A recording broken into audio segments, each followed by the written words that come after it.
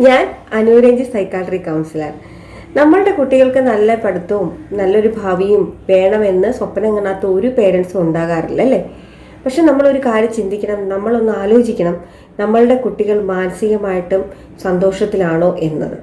അപ്പോൾ ഇന്നത്തെ കാലത്ത് പല കുട്ടികളും അവരുടെ വിഷമങ്ങൾ ആരോടും പറയാതെ ഉള്ളിൽ തന്നെ ഒതുക്കാനാണ് ശ്രമിക്കുന്നത്. അതുകൊണ്ടാണ് ഇന്ന് പല പല പല പ്രശ്നങ്ങളിലേക്കും കുട്ടികൾ ചെന്ന് ചാടപ്പെടുന്നത്. അതിനാൽ ഞാൻ ഇന്ന് നിങ്ങളുമായിട്ട് സംസാരിക്കാൻ പോകുന്നത് മാനസികാരോഗ്യം, കുട്ടികളുടെ മാനസികാരോഗ്യത്തിൽ മാതാപിതാക്കൾ ശ്രദ്ധിക്കേണ്ട കാര്യങ്ങളെക്കുറിച്ചാണ്. അതിനായിട്ട് നമ്മൾ ശ്രദ്ധിക്കേണ്ട ആദ്യത്തെ ഒരു കാര്യം എന്ന് പറഞ്ഞാൽ കുട്ടികളുമായിട്ട് തുറന്ന ആശയവിനിമയം നടത്തുക എന്നുള്ളതാണ്. അപ്പോൾ നമ്മൾ കുട്ടികൾക്ക് അവരുടെ സന്തോഷമോ അവരുടെ വിഷമങ്ങളോ അവർക്ക് എന്ത് ലൈഫിൽ സംഭവിച്ചിട്ടുണ്ടോ ഉണ്ടായാലും തുറന്ന് പറയാനുള്ള ഒരു അന്തരീക്ഷം നമ്മുടെ കുടുംബത്തിൽ ഉണ്ടാക്കിയെടുക്കുക എന്നാണ് നമ്മൾ ആദ്യം ചെയ്യേണ്ടത്.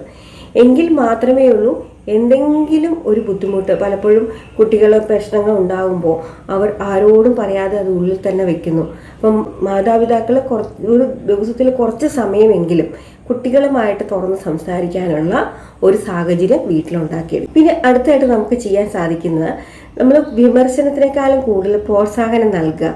അപ്പോൾ പല വീടുകളിലും കൂടുതലായിട്ട് കേൾക്കുന്ന ഒരു വിമർശനമാണ്, നീ ശരിയല്ല, നീ ചെയ്തത് ശരിയല്ല, തെറ്റാണ്, നീ അവനെ പോലെ അല്ല, അവൻ കണ്ടോ എന്ത് നന്നായിട്ട് പഠിക്കുന്നു, നിനക്ക് മറ്റുള്ളവരെ പോലെ ചെയ്യാൻ സാധിക്കുന്നില്ല എന്ന്. അത് നമ്മൾ കുട്ടികളുടെ മനസ്സിനെ വളരെയേറെ ബാധിക്കുന്നതാണ്, മറ്റുള്ളവരുമായിട്ട് കമ്പയർ ചെയ്യുമ്പോഴോ അല്ലെങ്കിൽ വിമർശനം ചെയ്യുമ്പോഴോ ഒക്കെ.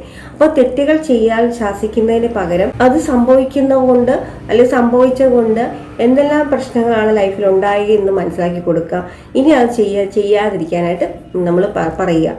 അതുപോലെ തന്നെ എന്തെങ്കിലും ചെറിയ കാര്യങ്ങൾക്ക് പോലും അവരെ കൂടുതൽ അവർ ചെയ്ത് നല്ല കാര്യങ്ങൾ പ്രോത്സാഹിപ്പിക്കാനായിട്ട് ശ്രമിക്കുക. അടുത്തായിട്ട് നമ്മൾ ശ്രദ്ധിക്കേണ്ട കാര്യം എന്ന് പറഞ്ഞാൽ കുട്ടികളിൽ വരുന്ന മാറ്റങ്ങൾ നമ്മൾ ശ്രദ്ധിക്കാനായിട്ട് ശ്രമിക്കുക. അപ്പോൾ കുട്ടികളുടെ പെരുമാറ്റത്തിൽ വരുന്ന പെട്ടെന്നുണ്ടാകുന്ന മാറ്റങ്ങൾ, ഉദാഹരണത്തിന് അവർ പെട്ടെന്ന് ഒറ്റയ്ക്കിരിക്കാനായിട്ട് ശ്രമിക്കുന്നു, ഒറ്റയ്ക്കിരിക്കാനായിട്ടും മറ്റുള്ളവരുമായിട്ട് കൂടുതൽ മിങ്കിൾ ചെയ്യാതെ ഇരിക്കാനായിട്ട് സമയം മാറിപ്പോകുന്നുണ്ടെങ്കിൽ അത് ശ്രദ്ധിക്കുക.